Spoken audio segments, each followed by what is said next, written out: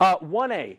Man, Southwood, we talked about how loaded that 1A sectional 43 was, and Southwood, man, they made mincemeat of it. I mean, they crushed it 40-27 at Adams Central last week. That's not an easy place to play. That's not an easy team to score against.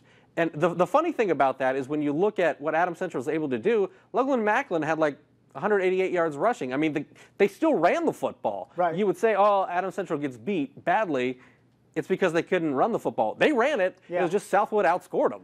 Yeah, and that was the big concern for Adams Central going into last Friday, and Coach Michael Mosier mentioned it. Look, we hadn't faced a team other than LaPel that really could spread the field, and we struggled against LaPel in that 2-overtime loss. So that was the question for us with Adams Central last week against Southwood, and we felt, after only giving up 7 points last year to Southwood in the regional, we felt pretty good about Adams Central being able to put a game plan together with their personnel to limit their passing game of Southwood, but it didn't happen. I mean, Carson Blair went off as he's done against everybody this year, and that was an eye-opening victory. Maybe not that Southwood won as much as the margin of victory. Level of dominance, and yeah, it was. I mean, 40-27 was a final, but it wasn't that close. Yeah, 50-27. 50-27, I'm excuse me. So, yeah, dropping half a 100 on Adams Central was shocking.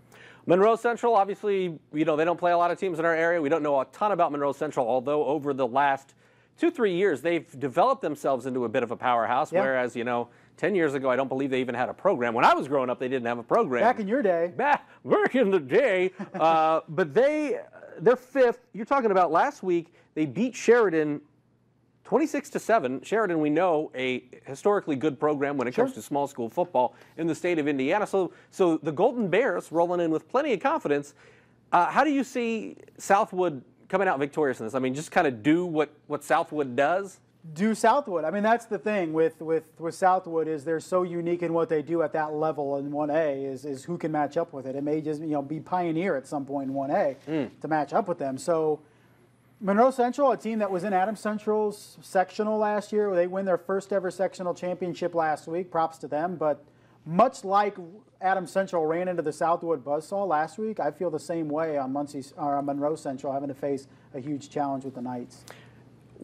I read an article recently that had the 10 top candidates for Indiana Mr. Football. What are your thoughts on a guy like Carson Blair, he's got like 9,500 career passing yards?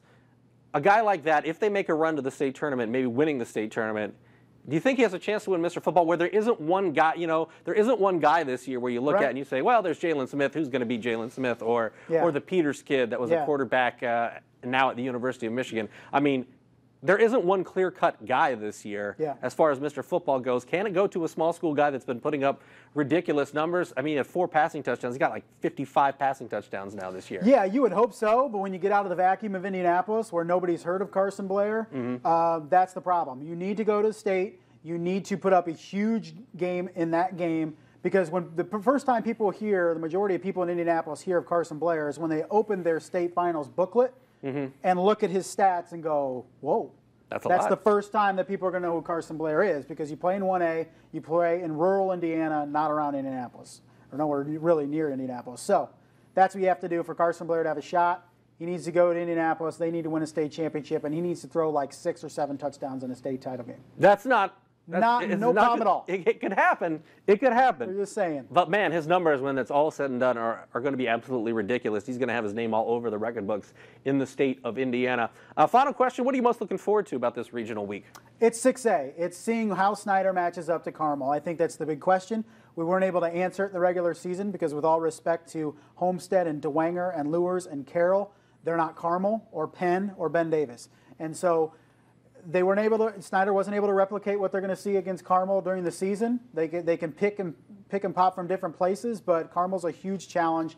I want to see how Snyder responds. I feel they can, but we'll find out for sure on Friday. And we will, and we'll be talking about it next Monday here on Inside the Zone. He's Justin. I'm Glenn. We'll see you next week.